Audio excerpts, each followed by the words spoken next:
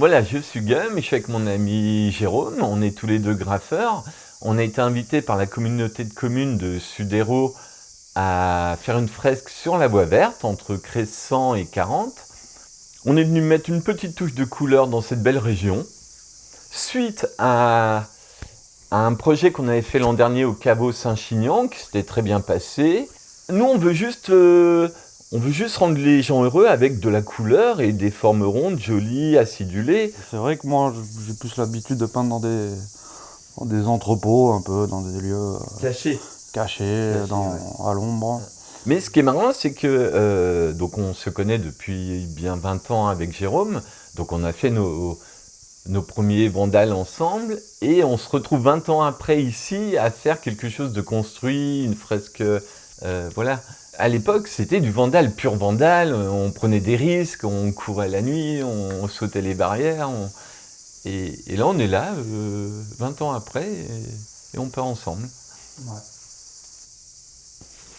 Quand on est devant le mur, quand on est à 5 cm du mur, on se rend pas compte, des fois tu fais un trait, tu fais un rond, et tu te recules de 3 mètres, et ça va pas du tout en fait, il est pas bien placé. Donc on a besoin de faire une esquisse, de marquer les choses avant d'attaquer la peinture, quoi. Se reculer, revenir sur le mur, se reculer. C'est comme un mur de 40 mètres de long, si on devait utiliser que des bombes. Déjà, au rouleau et au pinceau, ça nous permet de faire des beaux aplats propres en utilisant le minimum de bombes. On vient intervenir à la bombe après pour faire les petits détails, pour enjoliver, mais non, sur un vieux mur comme ça, je pense que c'est mieux de travailler au vinyle. Ça me parle bien, je le fais rarement.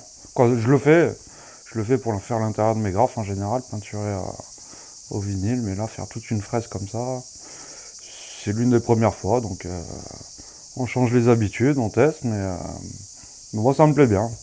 Je vais essayer sûrement de continuer un peu dans cette voie-là. Et sur un mur aussi long, aussi peu haut, tout ce qu'on pouvait proposer, c'était une genre de frise. C'est un poulet qui mâche un chewing-gum et qui explose à la fin. Voilà, c'est le bubble chicken. Le bubble chicken. Comment on a appelé ça? Splatch. Ou le splatch. Splatch. Splatch.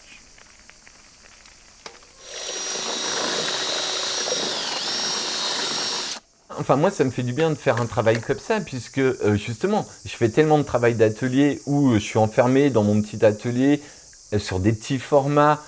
Là, il y a quand même un geste, une aisance. Enfin, c'est du grand, on aime quoi ça. Le graffiti à la base, c'est quand même un art qui se pratique, je pense, dehors.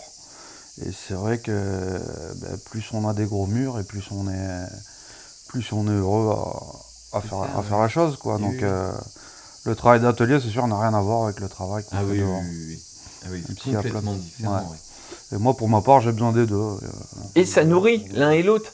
Moi, quand je vais rentrer dans mon atelier, ce que j'ai fait là sur cette fresque va me faire d'autres choses, me nourrir. Ouais.